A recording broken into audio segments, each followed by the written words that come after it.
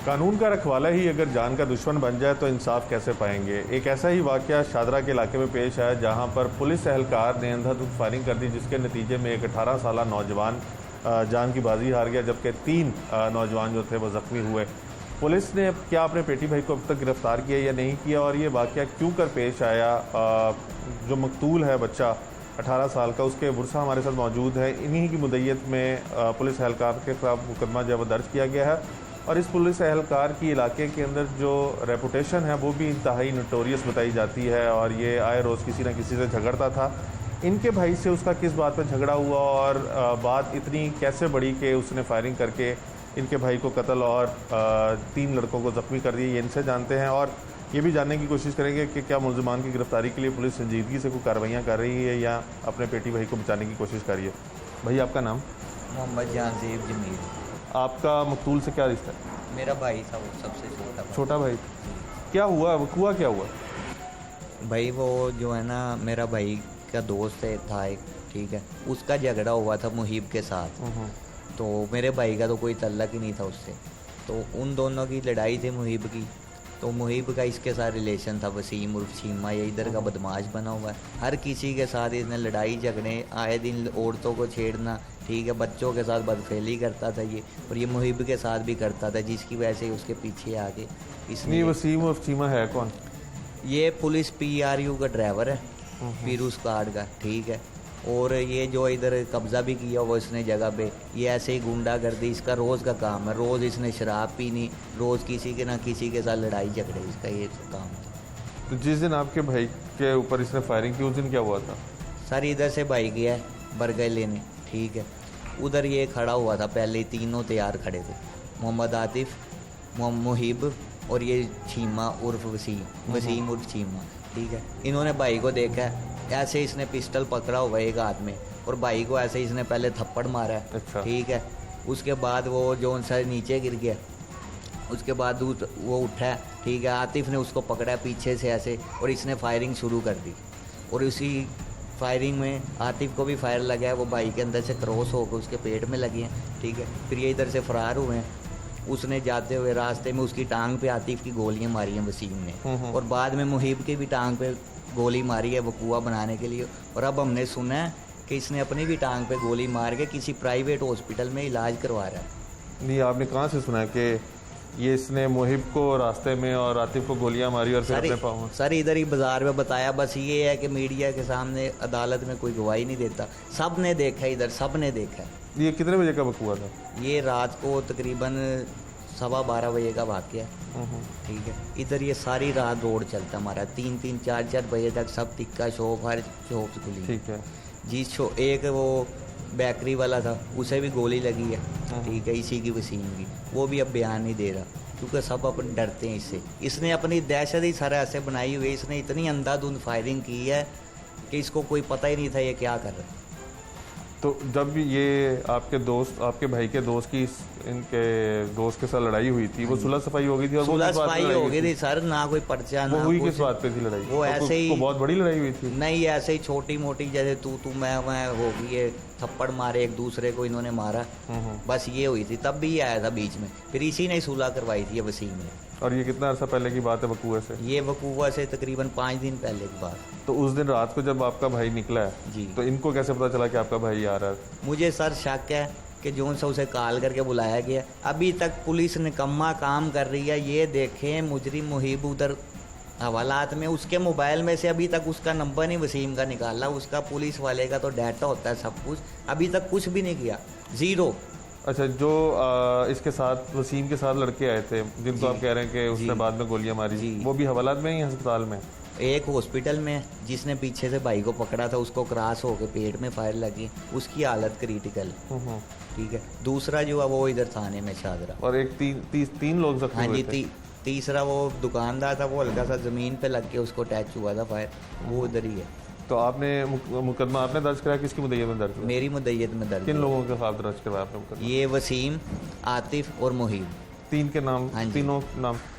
अब पुलिस ने क्या आपने ये जो पेटी भाई है वसीम, इसको पकड़ने के लिए कोई कोशिश वगैरह की है? सर कुछ भी नहीं कर रहे, ज़ीरो काम है, बस ज़ीरो। बस उसे बचाने की कोशिश की जा रही। उल्टा ये हमने सुना है कि उसने अपनी टांग पे गोली मारी हुई है, वो अदालत से वो लेने के चक्कर में है, वो क्या कहते हैं, जमानत करवाना चाहते हाँ हैं। जी। आपने पुलिस वालों से पूछा कि तफ्तीश कहाँ तक पहुंची है, या पुलिस वालों ने आपको कोई बताया वो था? पूछते हैं, वो उल्टा हमें कहते हैं आप करो आप करो, क्या करें? पता करो जी किस हॉस्पिटल में है वो, किस हॉस्पिटल में। तो आप लोगों को किस तरह पता चला कि वो अस्पताल में है? मुझे पुलिस वाले ने बताया कि ऐसे मैंने सुना एक बंदे से, फिर मुझे एक कॉल आई इधर से मोहल्ले से ही, एक बंदे ने बताया वो किसी के घर काम कर रहा था, उधर से पता लगा कि ये उसका दोस्त है वो वसीम, और वो बात हो रही थी ऐसे ऐसे, लेके मुका करने की बात चल रही थी। यार आपका क्या ताल्लुक है? सर मेरा नाम मोहम्मद सुहेब जमील है। मैं ज़ैनुल आबिदीन का बड़ा भाई हूँ। सगे बड़े भाई हैं? जी सगा बड़ा तो भाई। आपके जैन की कितनी उम्र थी? सर जैन की तकरीबन 19 साल उम्र थी। क्या करता था? सर वो मार्केटिंग का काम, सप्लाई का काम शुरू किया था, नया नया शुरू किया। वो बेचारा भी लास्ट वीक ही बुध को वो गुजरात गया, आर्डर लेके आया है। पीर वाले दिन उसका माल जो पैक हो रहा था वो माल जाना, डिलीवरी जाने थे, लेकिन ये जो यहाँ के गुंडे हैं उन्होंने उनको फायरिंग करके अंधाधुंध कत्ल कर दिया। तबीयतन कैसा था? लड़ाई झगड़े वाला था या धीमे मिजाज का था? सर वो हंसी मजाक करना, हर किसी को शुक्र करना, हाँ भाई उस्ताद जी की हाल है, उस्ताद जी कितने आओ इधर चलिए करिए, यानी खाने पीने का उसको बहुत शौक था, नई नई चीज़ें खाना और दोस्तों से मजाक करना, ये उसकी आदत थी। तो आप लोग कितने अरसे से यहाँ पे रह रहे हैं? सर मेरी 1990 की पैदाइश है, जब से यहीं पैदा हुआ हूँ, हम काफ़ी अर्सा से यहीं रह रहे तो हैं। फिर तो इलाके के अंदर आपका काफ़ी अच्छा ताल्लुक होगा लोगों के साथ, सबको जानते होंगे। जी सर, ऐसे ही हमारे जो बड़े, हम तो नौकरी पेशा हैं, काम पे जाते हैं शाम को घर, जो हमारे बड़े हैं सब जानते हैं बड़ों को। तो जैसे आपके भाई कह रहे हैं कि मुकदमा दर्ज हो गया लेकिन कोई भी सामने नहीं खड़ा हो रहा, तो आपका इतना ताल्लुक है तो वो क्यों नहीं उसके पुलिस वाले के खिलाफ जाके खड़े होते? क्यों नहीं आप लोग एहतजाज या अपना रिकॉर्ड कराते आला हुकाम को जाके कि पुलिस वाले ने आपके भाई को मार भी दिया और फिर भी नहीं पकड़ा जा रहा? जी सर, आज हमने CCP ऑफिस के भी हमारा टाइम है, उधर हमने जाना है, एहतजाज रिकॉर्ड करवाना है, CCPO के साथ मीटिंग है। इसके अलावा सर मेरा IG से 2-3 सवालात हैं जो मेरे माइंड में है एज ए सिविलियन। जब मेरे पास सवाल है, अब कोई भी हो, जैसे आपका दुनिया न्यूज़ का कोई एम्प्लॉय हो, आपका एम्प्लॉय का सारा रिकॉर्ड होता है, आपको पता होता है इस टाइम वो कहाँ है। पुलिस वाले के पास इसका मोबाइल फ़ोन नंबर है, वो ट्रैकिंग करवा सकते हैं, हर चीज़ उसको पता है, इसका पासपोर्ट बना हुआ है। अगर ये मुल्क से बाहर निकल गया तो कौन जिम्मेदार होगा इसको, कौन पकड़ने वाला होगा? तो पुलिस ने कोई ट्रैकिंग नहीं की। उल्टा कल अब हमें मुखबरी मिली है कि इनका वसीम और शिमे का घर का ताला खुला है। मैंने तफ्तीशी वारिस को फ़ोन किया, मैंने कहा सर मैं मकतूल जैन का बड़ा भाई बात कर रहा हूँ, तो उसका घर खुला है, आप जाएँ छापा मारें। कहते आपको किसने बताया है? उसका क्या सवाल बनता है कि वो मुझसे पूछना चाह रहा है कि किसने बताया? तो आपने जाके देखा खुला था या नहीं था? जी वो खुला था। फिर वो पुलिस वाले आए हैं, वो खुला था, उनके घर लेडीज़ थी, तो उन्होंने फिर दिखाया हाई कोर्ट का आर्डर के हमने इजाज़त ली है, कोई हमें तंग ना करे। अब वो जो हमें मुखबरी मिली है उसकी टांग में उसने अपनी गोलियां मारी हैं और प्राइवेट हॉस्पिटल में इलाज करवा रहा है। उसकी कोशिश है अदालत के थ्रू क्रॉस पर्चा करवाया जाए, और जो पुलिस के पेटी भाई हैं उसकी मदद कर रहे हैं। खबरों में सुना था IG ने नोटिस लिया, लेकिन मैं पूछना चाहता हूँ कि किस बात का नोटिस लिया है, कि फाइलों में जैसे नोटिस लिया है? हाँ जी, वो तो कोई सुनवाई नहीं हो रही। कमरे में बैठे बैठे नोटिस ले लेते, करते कुरते कुछ नहीं है वो, इसलिए उस नोटिस में ना जाए। जब आप थाना कौन सा है आपका? शादरा टाउन लगता है? शादरा स्टेशन लगता है। शादरे में आप इंचार्ज इन्वेस्टिगेशन से इतने दिनों में आपने कोई रब्ता जब भी किया तो उसने कोई आपको कोई ऐसी इन्फॉर्मेशन बताई है जिससे आपको लगा कि वो कोई काम कर रहा है या पुलिस वाले संजीदगी से इस कत्ल को ट्रेस करना चाहते हैं? नहीं, डेली जब हम काम ही बन गया थाने जाना, डेली हम जाते हैं, उससे तफ्तीशी से मिलते हैं, उससे पूछते हैं, वो हमें कहते हैं यार आप देखो वो कहाँ बैठा हुआ है, किस जगह है, वो हमें बताओ। मतलब पुलिस का काम भी हम करें। आप लोग अपनी नौकरियां छोड़ के इनको बताते रहे कि पुलिस वालों को कि इनका मुलजिम जो आप लोगों का मुलजिम है वो कहाँ पे? जी वारिस साहब करते हैं? जी तो तफ्तीशी वारिस साहब हैं, वो यही कह रहे हैं कि आप हमें बताएं, आपने रेड बुक बढ़वानी है। जैसे कल अब हमें मुखबरी मिली है, यहाँ पे तो आलम नहीं इंचार्ज इन्वेस्टिगेशन? आलम इंचार्ज है, लेकिन उसका जो नीचे है वो वारिस है।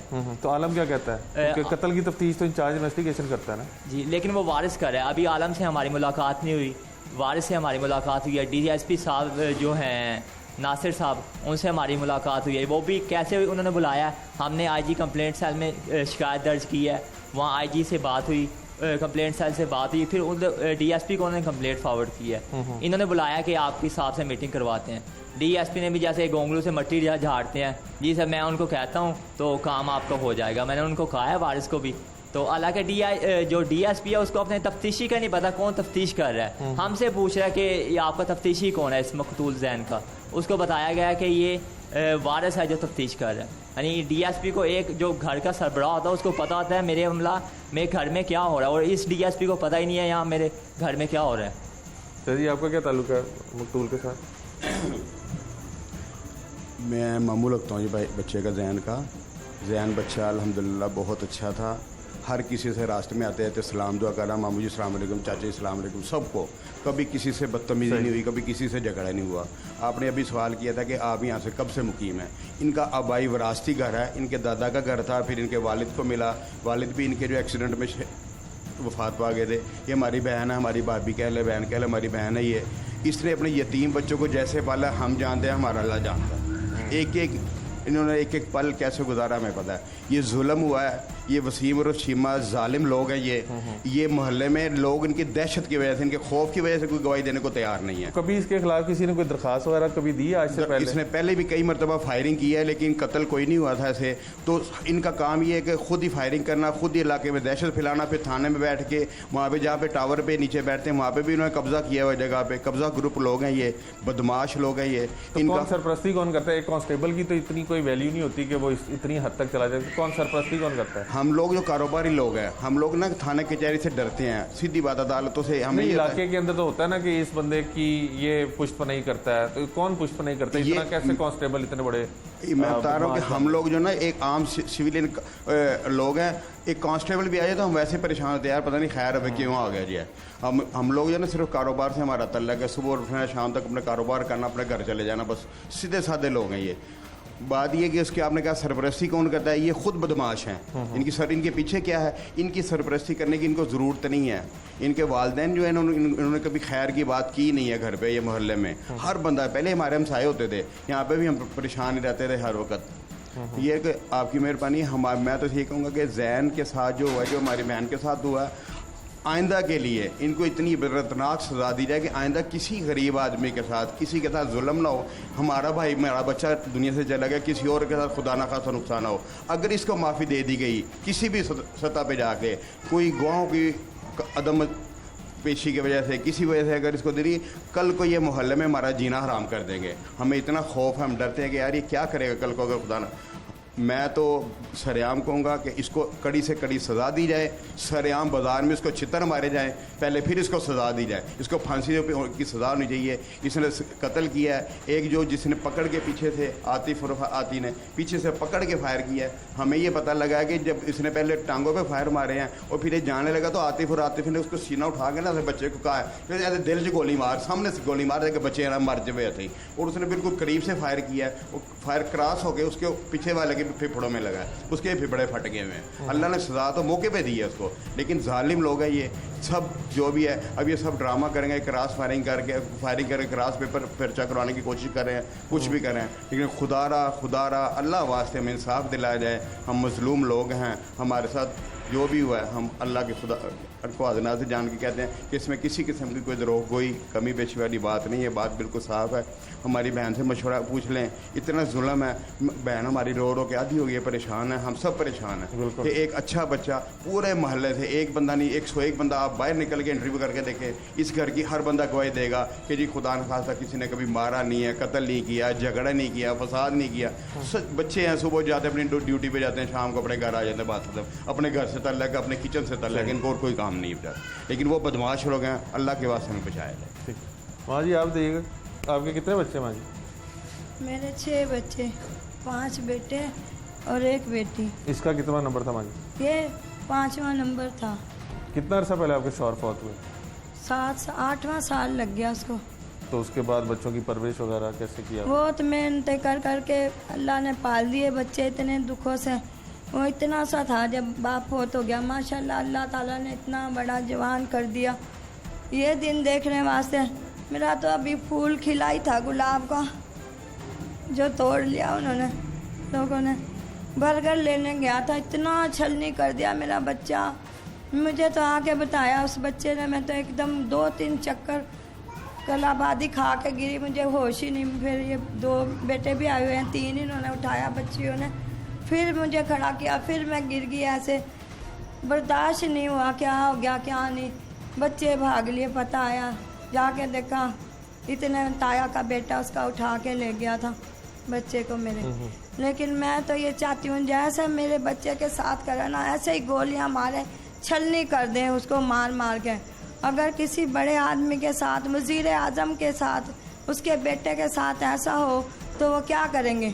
मेरी जगह पे रख के देखो अपने बच्चे को। माँ जी, जितनी मेहनत और मुशक्क़त करके आपने अपने बच्चों को पाला, वो बच्चा आपका जवान हुआ था, नौकरी वगैरह करना शुरू हुआ था, और इस तरह इलाके के एक पुलिस एहलकार जो अवाम की जानों के रखवाले हैं, उसी ने आपके बेटे को कत्ल कर दिया, इस पे क्या कहेंगे? नहीं, उसी ने करा। वो मैं तो कमल्ला करा उसका बीज मिट जाए, उसको गोलियां इस तरह ही मारे जिस तरह मेरे बच्चे को मारी ना, उस तरह ही छलनी कर दे। मैं उसको माफ़ नहीं करूँगी ना, अल्लाह माफ़ करेगा उसको माफ़। कैसा इंसाफ चाहती है माँ जी? क्या अपील करती हैं, कैसे आपको इंसाफ दिया जाए? जैसे आपके बेटे बता रहे हैं कि पुलिस तो भी कुछ भी नहीं कर रही। हाँ, मैं ये कहती हूँ जैसे मेरे बच्चे को मारा ना, ऐसे ही छलनी कर दे उसको भी, मार के छोड़ना नहीं। मुझे तो पीछे इन बच्चों का डर है, मैं तो परेशान है। वो तो चला गया, मैं अब धमकियाँ मिल रही मुझे, इनकी परेशानी है, टेंशन। धमकियाँ कौन दे रहा माँ जी? धमकियाँ कौन दे रहा? उनकी तरफ से ही आ रही हैं, भाई ऐसे कर देंगे, यूँ कर देंगे। मैं तो इनको बाहर नहीं निकलने देती। मेरा तो दिल ऐसे हो गया जिस तरह यहाँ से अपने बच्चों को लेकर चली जाऊँ कहीं। मेरा तो खौफ, बहुत ज़्यादा खौफ मुझे तो। मैं इनको बाहर नहीं जाने देती। काम पे नहीं गए, 6 दिन हो गए बच्चे। अब हम करेंगे नहीं, खाएंगे कहाँ से? हमारा तो यही ज़रिया है, बच्चे कमाते हैं फिर खाते हैं। तो अल्लाह का शुक्र, अल्लाह ने ये बड़े कर दिए, मेरा मौला ने। लेकिन उसने हमारे साथ इतना जुल्म किया, बहुत, ये मैं माफ़ नहीं कर सकती कभी भी। भाई आप बताइएगा, जैसे आपकी वालदा कह रही हैं कि आपको धमकियाँ दे रहे हैं, तो वो तो फिर सुलह करने के लिए भी आप पे दबाव डालते होंगे? सर वो कहते हैं केस वापस ले लो, नहीं तो हम एक मारा है और भी मार देंगे हम। वो कितने बहन भाई हैं यहाँ पे? कितने, यानी ये अकेला ही है वसीम ही, और पूरा खानदान रहता है? वो इसका पूरा खानदान रहता है सर इधर। ऊपर से वो केबल वाले भी हैं, रहमान केबल वाले हैं। आपको पता है केबल वाले कैसे होते हैं? शरीफों का तो काम ही नहीं है केबल, ठीक है। ये सब बदमाश है इधर। ये हमें धमकियाँ दी जा रही हैं, हमें गलियों में से ऐसे कभी गुजरते हैं, ठीक है। हमें खौफ है, अपने घर से बाहर भी नहीं आपने पुलिस को बताया कि आपको ऐसे धमकियाँ दे रहे हैं? वो कह रहे हैं नंबर दो। अब वो ऐसे फ़ोन नंबर पे तो देते नहीं है, उनको पता हमारी कॉल पकड़ी जाएगी, ठीक है। रास्ता चेंज करते जाएं आप। हमने कहा सेफ्टी कौन सा एसपी कहता है? डीएसपी कहते हैं। डीएसपी नासिर साहब कहते हैं कि आप रास्ता बदल के जाना। जब मैंने डीएसपी साहब को बताया सर हमें धमकियाँ मिल रही हैं, हमें सिक्योरिटी इश्यूज़ हैं, तो वो कहते डीएसपी साहब कहते हैं आप ऐसा किया करें, रास्ता बदल के जाया करें। को फिल्में नहीं बताएगी? वो फिल्में भी देखें ताकि आप सारा कुछ उन्हीं से सीख लें, तो पुलिस को तो फिर महकमे को ख़त्म कर दें। ऐसे मुझे नहीं लगता, पता नहीं आईजी ने ये अपनी टीम किस लिए रखी हुई है। और सर अगर सारा कुछ हम नहीं करना है तो फिर मैं क्या इश्तिहारी बन जाऊँ? फिर मैं भी गन उठा लूँ, मैं भी असला उठा लूँ, फिर इंसाफ हमने ही अगर लेना है तो फिर हम ही बन जाए, फिर ये मुहाफिजों का। नहीं, आपने उनसे पूछा जब उन्होंने कहा कि रास्ते बदल के जाएं, तो उनको कहना था कि जो आप लोगों को पाला जा रहा है, हमारी टैक्स की तनख्वाहों, जो टैक्स काट रहे हैं उनसे आप लोगों की तनख्वाहें जा रही, फिर आप लोग किस लिए? फिर तो महकमा बंद कर दें। सर उधर क्या पूछे? ऑफिस में आप जाते हैं किसी ऑफिसर के, ठीक है, फजूल उनके मतलब की बात करोगे तो बैठने देंगे, नहीं तो वो कहते हैं चलो बाहर निकलो। यानी आपका भाई भी कत्ल हुआ और हाँ जी, आपके साथ पुलिस ताबन भी नहीं कर रही सिक्योरिटी के ऊपर? मारे उसके चेहरे पे, ये मार के ना बच्चे के, फिर ठुड्डे मार के ऐसे मेरा बच्चा नील हो रहा था। इतना खूबसूरत प्यारा बच्चा मेरा, चिट्टा सफेद पठान था मेरा बच्चा, इतना प्यारा, और ऐसे नील पड़े हुए देखा नहीं जा रहा था। क्या जुल्म था मेरे बच्चे का, जो इतनी बड़ी सजा। अब आपको जो धमकियाँ दे रहे हैं उसके ऊपर आपने कोई आला हुकाम से अपील की है? कोई सीसीपीओ से जाके मिले, कोई डीआईजी से मिले? यही आज जा रहे हैं, अब जाके देखते हैं। पहले आईजी ऑफिस भी कंप्लेन की थी, कंप्लेन की थी तो डीएसपी ने बुलाया? हाँ जी, डीएसपी साहब को मैंने बताया धमकियाँ आ रही हैं हमें। वो कह रहे हैं नंबर बताओ किस नंबर से आ रही है, बस वो ये पूछते हैं। अब फ़ोन से तो वो करते नहीं हैं, ठीक है। इधर उनके रिलेटिव दोस्त वगैरह ऐसे ही रिपोर्ट आ जाती है, क्योंकि इधर हमारी सारी बरादरी रहती है। लेकिन बस ये गवाही देने से डरते हैं, क्योंकि इन सबको उसका खौफ है। वो सीधे फायर कर देता है हर किसी की तरफ, इसीलिए आज तक किसी ने उसके खिलाफ दरख्वास्त भी नहीं दी। सही, बहुत शुक्रिया। आप मकतूल जैन के बुरसा की गुफ्तगू सुन रहे थे। लम्हा फ़िक्रिया है कि पुलिस एहलकार जो लोगों के जानो माल के मुहाफ़िज़ हैं, वो इस किस्म की हरकतें करते फिर रहे हैं, और उससे बढ़कर ये कि पुलिस अफसरान का आप रवैया देखें कि एक इनका जवान साला बेटा जो है वो कत्ल कर दिया गया पुलिस एहलकार की जानिब से, और अब वो इनको मशवरे कैसे दे रहे हैं कि आप रास्ते बदल के जाएं, जो मुलजमान के हवाले से इंफॉर्मेशन दे रहा है उसकी इंफॉर्मेशन बताएं। यानी महकमा पुलिस ने कुछ नहीं करना, साढ़े देना रहना, अपना बंदोबस्त खुद करना वाला हिसाब है कि ये अभी जिस तकलीफ़ और कर्ब से गुज़र रहे हैं, ये अगर किसी पुलिस वाले के घर में गुजरे तो शायद उसको अंदाज़ा होगा कि एक जवान बेटे को, एक जवान भाई को खोने का गम क्या होता है, और पुलिस एहलकार और अफसरान जो हैं वो इस मामले को इंतहाई गैर संजीदगी से ले रहे हैं। आला अफसरान ठंडे कमरों में बैठे रहते हैं और वो नीचे अपने मतहतों का नहीं देखते कि क्या हाल है। पुलिस अफसरान से भी जानने की कोशिश करेंगे कि इनके छोटे भाई को, 18-19 साल के लड़के को पुलिस एहलकार ने कत्ल कर दिया और अब तक पुलिस अपने पेटी भाई को पकड़ने से नाकाम है।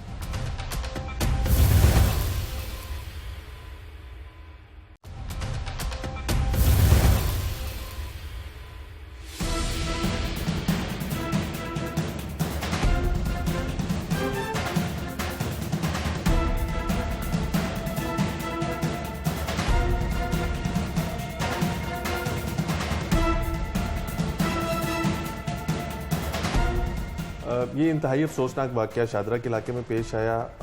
अमूमी तौर पे शादरा और इस तरह के जो हमारे बाउंड्री वाले इलाके हैं वहाँ पे इस तरह के वाक़यात होते रहते हैं, लेकिन उनको इतनी इंपॉर्टेंस नहीं मिलती। लेकिन इस वाक़े को इसलिए इंपॉर्टेंस मिली कि इसके अंदर जहाँ पर एक नौजवान जाँ बहक हुआ तो वहाँ पर 3 मज़ीद जो थे वो ज़ख्मी भी हुए, और इनके ऊपर फायरिंग करने वाला कोई और नहीं बल्कि पुलिस का एहलकार है। ये वो पुलिस है जो आवाम की जानो माल की हिफाजत के लिए मामूल होती है, लेकिन इसने ये फायरिंग का एक्ट किया। और आपने जिस तरह मकतूल के बुरसा की गुफ्तगू सुनी, उनका कहना है कि ये इस इलाके में पहले भी गुलगपाड़ा करता रहता है, शराब नोशी करता है, कब्ज़े के इसके ऊपर मुतअद्दिद जो हैं वो शिकायत इसके हवाले से हैं, लेकिन पुलिस ने अपने बेटी भाई के ऊपर कभी भी नहीं किया। तो किसी सीनियर लेवल के अफसर से हम पूछने की बजाय हमने लाहौर पुलिस के सरबराह से रिक्वेस्ट की कि वो इसके ऊपर अपना जो है वो स्टांस बताएं कि पुलिस के ऊपर इल्ज़ाम लगा है एक नौजवान को कत्ल और 3 को ज़ख्मी करने का। गुलाम महमूद डोगर साहब CCP लाहौर हमारे साथ मौजूद हैं। डोगर साहब, वक्त के लिए शुक्रिया, हम हमेशा बहुत शफ़क़त करते हैं। पुलिस के ऊपर इल्ज़ाम लगा है कि जो पुलिस अवाम की जानो माल की मुहाफ़िज़ है, जो उनके तहफ़्फ़ुज़ का ओथ लेती है, उसी ने फायरिंग करके एक शख्स को हलाक और 3 को ज़ख्मी कर दी। देखें, पुलिस वाकई ही लोगों की जान माल और इज़्ज़त की हिफाजत करती है, और यही पुलिस का जो है वो दस्तूर है, और यही हमारा ओथ भी यही है। ये जो पर्टिकुलर इंसिडेंट हुआ है, ये एक डोमेस्टिक डिस्प्यूट हुआ जिसमें कि कांस्टेबल ने एज एन इंडिविजुअल अपनी इंडिविजुअल कैपेसिटी में उसने फायरिंग की, जिससे 4 लोग ज़ख्मी और 1 की उसमें से जैन की डेथ हो गई। तो ये एक इंडिविजुअल एक्ट है, इसको अब पुलिस के साथ उस तरह से मंसूब करना शायद प्रॉबली जस्टिफाइड नहीं होगा। तो उसने अपनी प्राइवेट कैपेसिटी में ये किया। तो ये मैं आपको इश्योर करवाऊँगा कि पुलिस जो है वो किसी इंडिविजुअल को इस तरह के एक्ट करने के बाद उसको बिल्कुल भी प्रोटेक्ट नहीं करेगी, ये मैं आपसे प्रॉमिस करता हूँ, और ना पुलिस करती है ना करेगी। और इसमें फौरी तौर पे पर्चे का इंदराज हो गया था, उसके पीछे पुलिस लगी हुई है। इंशाल्लाह उसको अरेस्ट करके हम उसको कोर्ट के अंदर पेश करेंगे और आवाम के सामने पेश करेंगे कि ये वो पुलिस वाला है जिसने इतनी घिनौनी हरकत की, और उसको जो है उसके मनतकी अंजाम तक ज़रूर पहुँचाया जाएगा। डॉक्टर साहब, 2 दहाइयों से ज़ायद का आपका कैरियर है, आपके मुशाहिदे में ऐसी कोई चीज़ आई है कि किसी पुलिस एहलकार या अफसर के ख़िलाफ़ मुकदमा दर्ज हो और पुलिस आम शहरी की तरह उसको ट्रीट करे? आपको लगता है कि इस केस में पुलिस उसको एक क्रिमिनल के तौर पर डील करेगी, पेटी भाई के तौर पर डील नहीं करेगी? मैं कहता हूँ कि इसको पुलिस ना सिर्फ कि क्रिमिनल के तौर पे डील करेगी, बल्कि क्रिमिनल से ज़्यादा इसको डील करेगी फॉर द रीज़न कि he is a police official.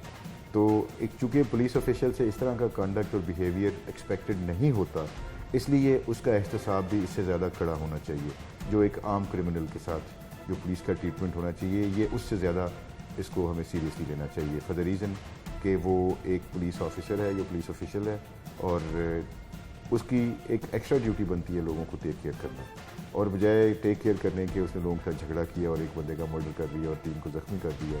This is not expected of a police official. तो आपका क्या ख्याल है कि पुलिस उसके साथ रायत करेगी? Absolutely not. आपके लाहौर में तैनात होने के बाद एक ठंडी हवा का झोंका आया कि आपने क्रिमिनल्स के खिलाफ बहुत विदाउट एनी डिस्क्रिमिनेशन ऑपरेशन शुरू किया, और उसके अंदर बहुत से इलाकों के अंदर जो चौधरी बने फिरते थे उनको पुलिस ने मौके पर इंसाफ फराहम किया, पर्चे पुर्चे दर्ज करके अंदर पकड़ा दिया। इसके मुतल्लिक मुद्दई ये शिकवा करते हैं कि ये पुलिस के एहलकार होने का नाजायज़ फ़ायदा यूँ उठाता था कि किसी को कहीं पे भी मारना शुरू कर देता था, मंशियात का आदी था, कब्ज़े के लिए कई इसके खिलाफ दरख्वास्तें हैं, और अब इस कत्ल के बाद कोई भी जो शहादत देने के लिए खड़ा हो रहा है उसको ना सिर्फ धमकियाँ मिल रही हैं बल्कि उसको मना किया जा रहा है कि वो सामने नहीं आएंगे। इस पर आप क्या कहेंगे? नहीं, बिल्कुल, मैं तो इनकरेज करूंगा लोगों के कि जिसके पास भी जो शहादत है, जो भी उनके पास एविडेंस है, उसको डेफिनेटली प्रोड्यूस करना चाहिए, क्योंकि अगर वो नहीं करेंगे तो ये बंदा ऑफ द हुक हो सकता है। तो मेरे ख्याल से उसको बिल्कुल आप नहीं करना, हमने उसको प्रोसिक्यूट करना है और उसकी जो बिल्कुल मेरिट के ऊपर तफ्तीश करनी है और इंश्योर करना है कि वो ही मीट्स जस्टिस। अगर वो बुरसा को धमकियां दे रहा है कि केस से अपनी विड्रॉल कर लें और सुलह के लिए दबाव डाल रहा है, इस तरह के सिनेरियो में जो ग्रीव्ड फैमिली होती है, जो विक्टिम फैमिली होती है, उसको आप लोग किस तरह प्रोटेक्ट करते हैं? बेसिकली उनको पुलिस को रिपोर्ट करना चाहिए। हम एक तो उसके FIR का इंदराज करेंगे और उसके बाद हम उनको सिक्योरिटी भी इन अ वे हम उनको देंगे। और दूसरी बात ये कि उसका एक प्रिवेंटिव एक्शन हम करते हैं जिसमें कि वो जो थ्रेट करने वाला जो इंडिविजुअल है उसके आसपास वाले और फैमिली वालों को हम उसकी देखिए श्योरिटीज़ देते हैं कि अगर if something happens to the complainant तो उसमें then they will have to be responsible for it. तो उसमें हम श्योरिटी बॉन्ड्स उनसे लेते हैं जो कि हम देंगे इस केस में। लास्ट एंड वेरी प्रिसाइजली भाई, ग्रीड फैमिली शायद आपके पास भी है, उन्होंने IG ऑफिस में भी शिकायत की है थाना लेवल के ऊपर जो उनके साथ रवैया बरता जा रहा है। उनको बताया जाता है कि अगर वो हमें थ्रेट कर रहा है तो वो कहते हैं कि आप रास्ता बदल लें। अगर कोई उनका बुरसा जो है यानी जो मुलजिम पार्टी है उसके बुरसा जो हैं वो इनको कोई कॉल करते हैं तो वो कहते हैं कि आप कॉल रिकॉर्डिंग हमें ला के दें। इस किस्म की बातें हो रही हैं। ये ज़रूरी है कि हर चीज़ सीनियर अफसर के नॉलेज में आए तभी इंसाफ मिलेगा। लोअर लेवल के ऊपर क्यों नहीं इंसाफ मुहैया कर दिया जाता? क्यों हर मुद्दई को, हर जो मुतासरा शख्स है उसको आपके या आपसे ऊपर के दरवाजे को खटकाना पड़ता है? नहीं, जनरली तो देखें थाने चल रहे हैं, थानों के अंदर इंसाफ कुछ ना कुछ तो हो ही रहा है कि थाने अभी भी खुले हुए हैं, लोग थानों पे जाते हैं, लोगों को रिलीफ भी मिलता है वहाँ पे जाके। ये कुछ थोड़े से सीरियस इंसिडेंट्स हैं। फॉर एग्जांपल ये चूँकि इसमें पुलिस ऑफिशियल इन्वॉल्व है तो इसमें समझता हूँ कि सीनियर चेन ऑफ कमांड को भी नॉलेज में होना चाहिए कि किसी पुलिस वाले ने इस तरह की बेकामी हरकत की है। तो इसलिए मैं समझता हूँ कि ज़रूरी है कि सीनियर चेन ऑफ कमांड को भी इसमें नॉलेज में रखा जाए, लूप में रखा जाए। लेकिन अदरवाइज़ तो थाने लेवल पे डेफिनेटली ऐसा नहीं है कि थाने लेवल पे को बिल्कुल जो है वो इनजस्टिस हो रही है, ऐसा नहीं है। मतलब जस्टिस हो भी रही है, वहाँ पे लोगों के काम भी होते हैं, लोगों को रिलीफ भी मिलते हैं, इसलिए लोग थानों पे जाते हैं। तो लेकिन कुछ केसेस में शायद probably because of whatever reasons, incompetence या उस तरह से वो लोगों को नहीं देखते, उनकी ट्रेनिंग में थे शायद प्रॉब्ली उस तरह से नहीं है, तो वो प्रॉब्ली उसको नहीं कर सकते। लेकिन generally I think police is doing a very good job. और इस केस को भी आप समझते हैं कि मिसाली बनाया जाएगा पुलिस एहलकार को? नहीं, इसको definitely will make an example. बहुत शुक्रिया। लाहौर पुलिस के सरबराह गुलाम महमूद डोगर साहब हमारे साथ मौजूद थे। बुरसा की आपने गुफ्तगू सुनी, उनके काफ़ी खदशात थे, लेकिन CCP साहब के बयान के बाद मेरा ख्याल है वो खदशात जो हैं वो दम तोड़ जाने चाहिए। उनका कहना है कि इस केस को वो स्पेशली एग्जाम्पल बनाएंगे, प्रेसिडेंट सेट करेंगे कि पुलिस ऑफिसर इसमें मुलजिम है और उसने क्योंकि एक शख्स अगर कोई गलत करता है तो उसकी वजह से महकमे के ऊपर पूरा नाम आता है, तो उस जो एक गलत शख्स है उसको अगर ऐसा प्रेसिडेंट सेट कर दिया जाए सज़ा देने के बाद तो वो शायद दोबारा महकमे का नाम ख़राब नहीं करेगा। और CCP साहब भी शायद यही कह रहे हैं। और जिस तरह से आपने सुना कि बुरसा का कहना था कि उनको थ्रेट दी जा रही है और उनको सिक्योरिटी खदशात है, CCP साहब ने कैटेगोरिकली कहा कि उनको अगर सिक्योरिटी की ज़रूरत होगी सिक्योरिटी भी दी जाएगी और इस केस को वो खुद भी मॉनिटर करेंगे।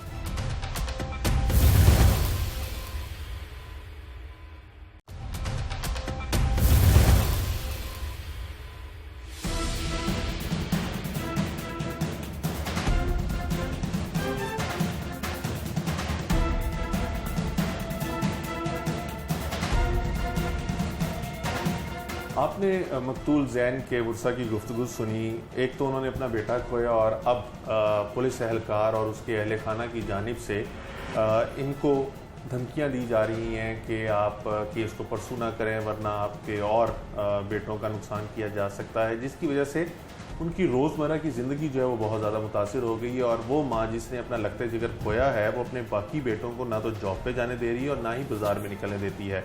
दूसरी जानिब CCP लाहौर की आपने गुफ्तगू सुनी, वो कहते हैं कि इस पुलिस एहलकार को ऐसी सज़ा दी जाएगी कि एक प्रेसिडेंट सेट हो जाए और पुलिस में ऐसे अफराद जो ताकत के नशे में अंधे हो जाते हैं और शहरियों के जानो माल जिनके वो मुहाफिज हैं उनको नुकसान पहुंचाते हैं, इनके लिए भी ऐसा जो इसको ऐसी सज़ा दी जाएगी कि आइंदा जो लोग इस फोर्स में हैं इस तबीयत के उनको करार वाकई सज़ा देने के बाद उनको जो है वो एक लेसन जो है वो मिल जाए और वो आइंदा ऐसी हरकत ना करें।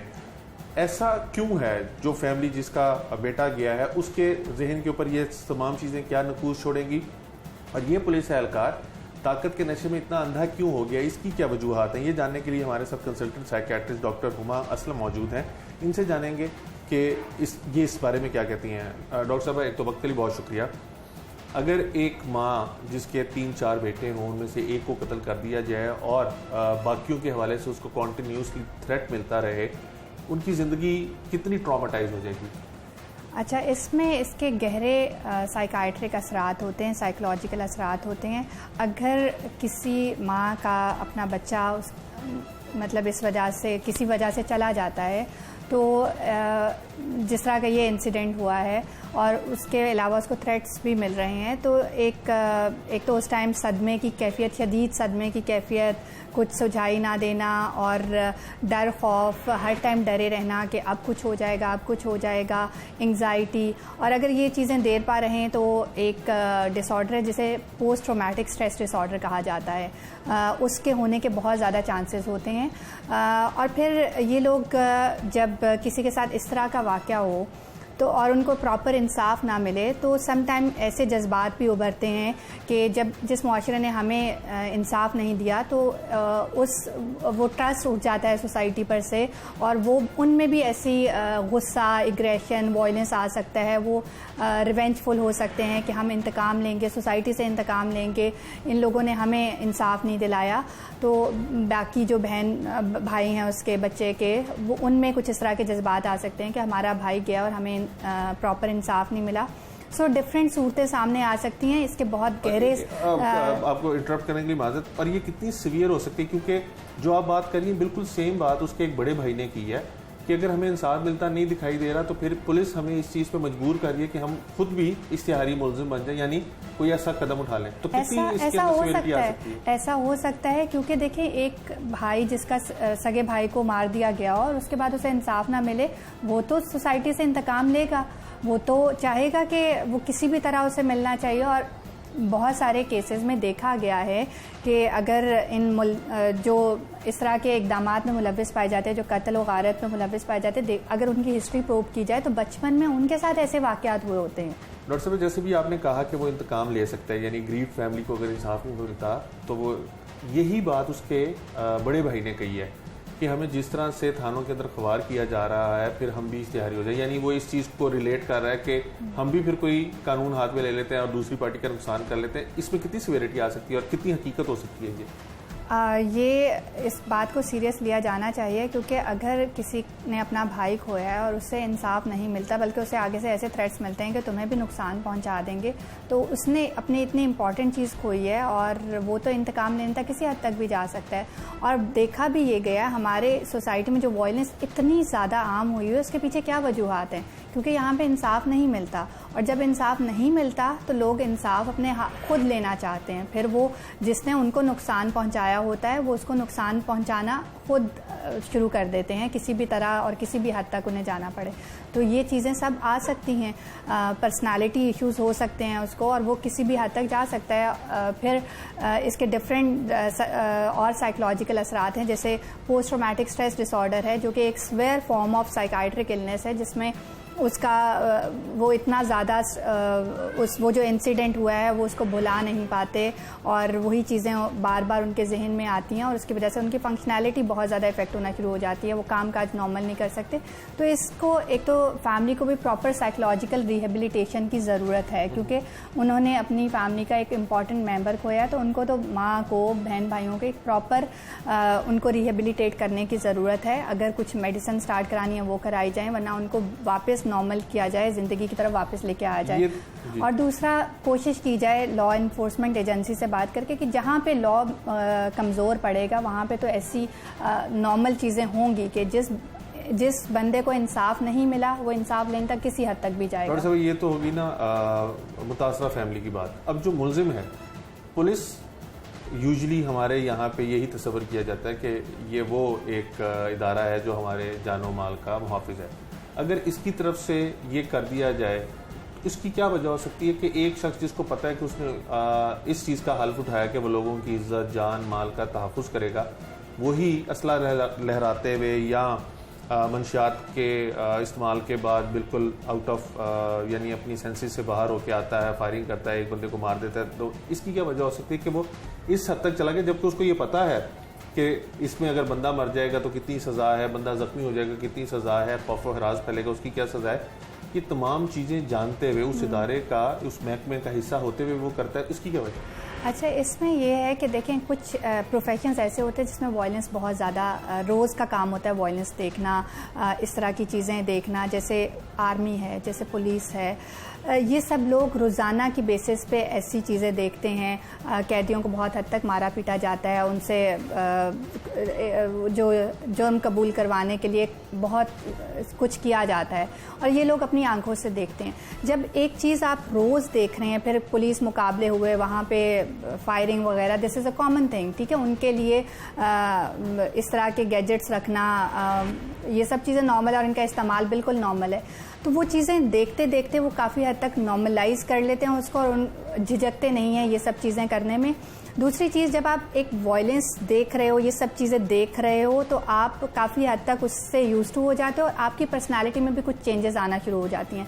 तो इसमें बहुत ज़्यादा ज़रूरी है कि ऐसे प्रोफेशंस जैसे पुलिस और आर्मी का मैंने जिक्र किया, इनकी प्रॉपर साइकोलॉजिकल असेसमेंट्स हों कुछ वक्त के बाद, 6 महीने बाद, साल बाद, या फिर इनका जो सीनियर पुलिस ऑफिसर्स हैं वो ज़रा अपने एम्प्लॉयज़ पे नज़र रखें कि किसी की पर्सनालिटी में कुछ इस तरह की चेंजेस आ रही हैं, जैसे उसे नींद के मसाइल पैदा हो रहे हैं, वो जाग रहा है, या वो अपने काम काज पे सही से नहीं आ रहा है, या बहुत ज़्यादा गुस्सा कर रहा है, तो उसको फ़ौरन प्रॉपरली असेस करवाया जाए। क्योंकि और आपको लगता है कि ये जो वाकया इसी वजह से हुआ कि उसने अपने गिर्द इतना कुछ देखा, उसने अपने आप को हावी कर लिया, या हावी कर लिया, या उसके पहले से ही कुछ साइकाइट्रिक इश्यूज चल रहे थे, या उसके पर्सनालिटी के इश्यूज थे, मतलब वो तो प्रोब करने पे ही पता चल सकते हैं। क्योंकि आप बता रहे हैं कि उससे पहले भी वो इलाके में डराता धमकाता रहता था, तो ये चीज़ें उसके साथ वाले लोग देख रहे होंगे। अगर ये चीज़ें अर्ली एड्रेस हो जाएं तो मामला यहाँ तक ना पहुँचे कि अगर वो इस तरह की बातें कर रहा है। क्योंकि जब कुछ साइकाइट्रिक डिसऑर्डर्स ऐसे हैं जैसे बाइपोलर इफेक्टिव डिसऑर्डर या स्किज़ोफ्रेनिया,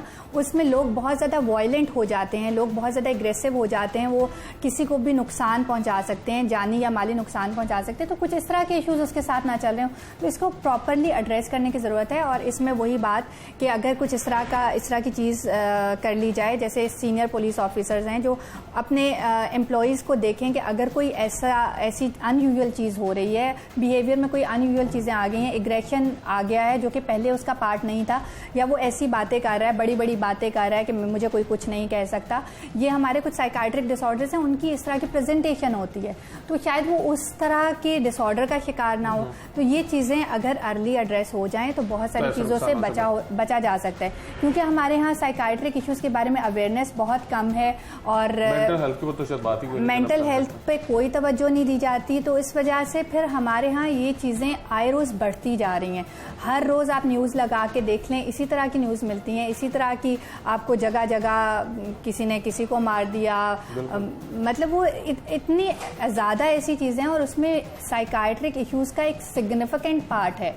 बहुत सारे साइकाइट्रिक इश्यूज निगलेक्टेड भी है, हमारा बहुत बड़ा निगलेक्टेड एरिया, और इसलिए हमारे यहाँ इस तरह के इश्यूज आए रोज बढ़ते जा रहे हैं। दो चीज़ें हैं, एक तो साइकाइट्री या मेंटल हेल्थ बंदे की किस तरह की, और दूसरा यहाँ पे क्योंकि जुर्म किस तरह फ़रोग पाता है जब लॉ इन्फोर्समेंट एजेंसीज वीक होती हैं, जब जुर्म करने वाले को पता होता है कि मुझे कोई पकड़ नहीं सकता। पुलिस ऑफिसर है, शायद वो इस वजह से, मतलब एक साइड ये है कि उसकी मेंटल हेल्थ कैसी है, दूसरी साइड उसकी ये भी है कि वो पुलिस वाला है, शायद वो ये समझ रहा है कि मैं कुछ भी कर लूँ तो मुझे कोई कुछ कह नहीं सकता, तो मैं बच सकता हूँ, मेरे लिए बहुत इजी एस्केप है, इसलिए वो थ्रेट भी कर रहा है। तो ये इश्यूज देखने की ज़रूरत है और उसको प्रूव करने की ज़रूरत है कि आया क्या शुरू से उसकी पर्सनैलिटी ऐसी थी, और अगर शुरू से उसकी पर्सनैलिटी ऐसी थी, वो ऐसी हरकतें कर रहा था, तो उसको टाइमली एड्रेस क्यों नहीं किया गया, उसे पुलिस में क्यों रखा गया, वो डरा धमका रहा है, हाँ वो डरा धमका रहा है, तो पहले क्या उसके अगेंस्ट कंप्लेन नहीं की गई, उसके आसपास के कोलीग्स को भी आइडिया था कि वो ऐसी हरकतें कर रहा है।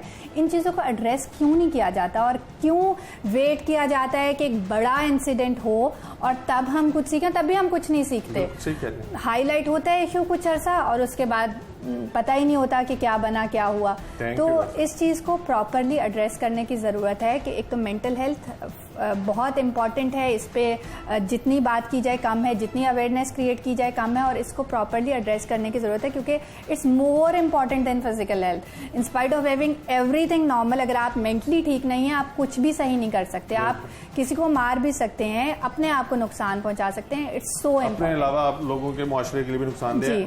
और दूसरा, लॉ इन्फोर्समेंट एजेंसीज को थोड़ा स्ट्रांग होने की ज़रूरत है। ये हुकूमती लेवल पे जाहिर सी बात इस चीज़ को एड्रेस करने की ज़रूरत है कि एक लॉ इन्फोर्समेंट एजेंसी का बंदा ऐसा कर रहा है तो बाकी लोगों से आप क्या एक्सपेक्ट करेंगे। डॉक्टर हुमा असलम हमारे साथ मौजूद थी। आपने मुतासरा फैमिली की गुफ्तगू सुनी, आपने CCPO साहब का वर्जन सुना और आपने डॉक्टर साहबा की गुफ्तगू सुनी। डॉक्टर साहबा ने डेफिनेटली जो नटशेल है वो बता दिया है कि मेंटल हेल्थ अगर ठीक होगी तो उस ना सिर्फ बंदा खुद महफूज रहेगा बल्कि उससे दूसरे भी महफूज रहेंगे। और इस केस में भी ऐसे लगता है कि उसके ऊपर या ताकत का नशा था या दूसरे नशे वो इतना करता था कि उसकी वजह से उसको ये तमीज़ भूल गई थी कि वो अगर किसी का नुकसान पहुंचाएगा, ख्वाह कि वो पुलिस ऑफिसर ही है, तो उसको कानून का सामना करना पड़ेगा। और इस चीज़ को CCPO भी इंश्योर करने की कोशिश कर रहे हैं कि उसके साथ कोई रियायत ना बरती जाए और ऐसा सज़ा उसको दी जाए कि प्रेसिडेंट सेट हो जाए और आइंदा कोई भी ना कर सके। लेकिन अभी आज की सूरत हाल ये है कि मुतासरा फैमिली को ना सिर्फ धमकियाँ दी जा रही हैं बल्कि उनकी ज़िंदगी जो है वो जीरन की गई है और ये तमाम चीज़ें पुलिस की मिली भगत से हो रही हैं। अब जब हमने आज CCPO के नोटिस में चीज़ें लाई हैं तो उम्मीद यही करते हैं कि बेहतरी होगी, मुलजिम सलाखों के पीछे होगा और उसको कैफ़े करदार जो सज़ा दी जाएगी ताकि वो आइंदा ऐसी जुर्रत, कोई भी ऐसी जुर्रत ना कर सके। आज के प्रोग्राम से टीम जुर्म इंजाम और अपने मेज़बान उमर जावेद को इजाज़त दीजिए। अगले प्रोग्राम में मुलाकात होगी। अल्लाह ने के बाद।